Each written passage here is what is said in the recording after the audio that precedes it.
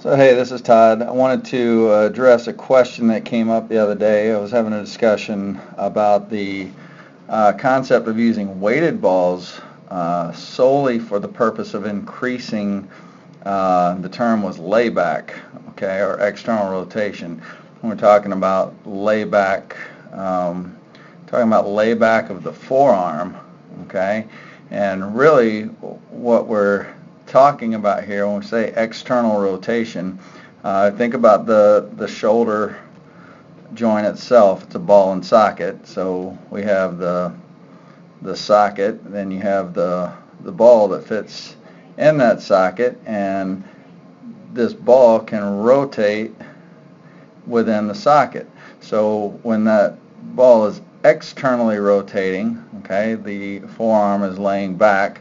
That's where we get obviously the term layback. So when we talk about the amount of layback, okay, in other words, if we can get the forearm laying back even further, ideally, with the change of direction, we can increase velocity. So the concept of using a weighted ball, something heavier than 5 ounces, that would kind of pull this forearm back even further, thus affecting the speed, and then which it then internally rotates to create more velocity. The reason that's not what's going on, or the reason I would say not to focus on that, is simply that the external rotation of the shoulder and the subsequent forearm layback, okay, that is a result. That's not an action that we're trying to make happen. Realistically, once we get the arm to about this point, maybe just a little higher, okay, the arm is for the most part actively done, okay. We really don't want the shoulder to have much more of an active role beyond that point. As the hips and the trunk begin to rotate, we really want that shoulder just to stay loose and let the ball roll in the socket. I'm talking about the humerus joint, not the baseball here. So just allowing that shoulder joint to roll and do what it's anatomically designed to do is what we're trying to do. The reason I use this example, here's a kid that's got, his arm action by itself. If we just, if I were to, I don't know if I can do this. No, doesn't look like I can. Maybe let me try this. Yeah. So if we block out his lower half and we just looked at his arm action, okay, we'd say, wow, this kid's, he's getting good external rotation, good quote-unquote layback, okay, but there's a reason this kid is not throwing the ball excessively hard. And most of that has to do with his ability to create force coming out of the ground, moving his body forward. Now, in fairness to this kid, he is a knuckleball pitcher, so his goal right now is to throw a knuckleball, which he's very good at, but it's also a reason why he doesn't throw with a lot of velocity, and subsequently said, you know what, I'm just going to be a knuckleball pitcher.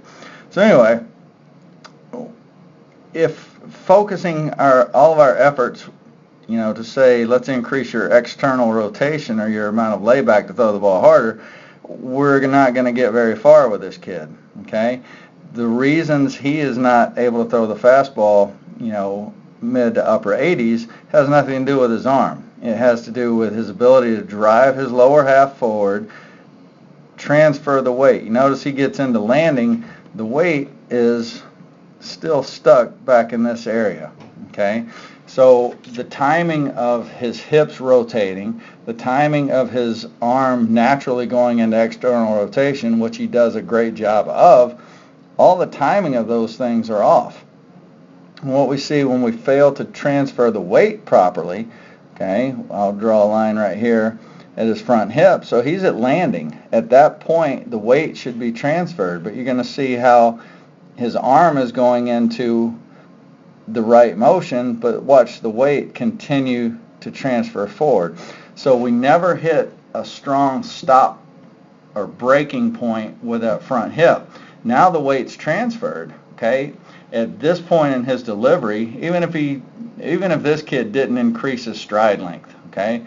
If he just got to there, actually to there, at the point at which his weight was on the front hip. Okay, if he got to there while his upper body was here, he would be throwing the ball 10 to 12 miles an hour harder. That's a guesstimate. We'll say at least 5 miles an hour harder just for the sake of argument. All right. His inability to stop because the weight wasn't transferred while that shoulder is going back in external rotation, there's never a stop and a change of direction. When we think about the stop and change of direction, think about what the muscles in the front are doing, the pectoralis muscles, the muscles that support the shoulder from the front. You hear in weight training terms the stretch shortening cycle, okay? Right here we're getting a pretty good stretch of the pec muscles in front of the shoulder. One of the things we know from research is that shoulder going from external rotation, which is the ultimate layback, into internal rotation, or rotating forward, okay? Once we reach this stretch and then shortening cycle, the speed at which the shoulder joint can rotate is about 7,000 degrees per second, okay? Almost 20 rotations in a single second. One of the fastest recorded human movements possible. Because his body is not synced up to allow for this stop and change direction, there really is no stretch shortening cycle. You can almost see how his body, imagine the front of his shoulder being like a rubber band. See it stretch, and then it loosens, and now I throw. And that's basically if you were shooting a rubber band across the room, you pull it tight, and then you let tension off, let it off, and then you let go. That's basically what he's doing here. One of the leading causes of elbow strain, elbow stress, is what we call this horizontal adduction, or the shoulder having to take over. And see this little dip right here, how the shoulder kind of pulls down and in right there. And I guess a better way to say that is, again, I said we want the shoulder actively to get us to about right there. After that, it's at the mercy of the hips and the body, and all of that's rotating, taking the ball into delivery. He, at this point, because the body is not helping him out, once he gets to this point, rather than his shoulder being a reaction, he's now having to actively use the muscles in the shoulder to pull the ball, pull the baseball, pull the arm into delivery. Okay, that causes that horizontal adduction, bringing the shoulder joint back closer to the body, okay, towards the midline, right there. That little move right there, if he does decide, you know what, I'm going to throw a fastball as hard as I can throw it, that's where this kid's going to experience arm pain, okay, while he's just fluttering a knuckleball up there, which, in all honesty, the reason he's doing that is because it hurts to throw the ball harder, okay? If this kid wants to increase velocity, he's got to get the weight transferred there, okay, while the upper body is there. He's got to improve the timing of that. He's got to learn to stop, and this front hip then has to control the upper body rotation. And you see how he never is able to finish rotating until now. So there's very little helping his arm throw the ball other than just the shoulder.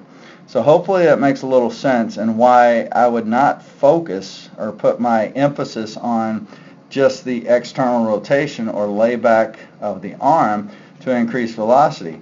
Here's an example of someone who has great external rotation, great layback, but if all we did was focus on that with this kid, it's not going to help his velocity at all. In fact, it's probably going to end up hurting his arm.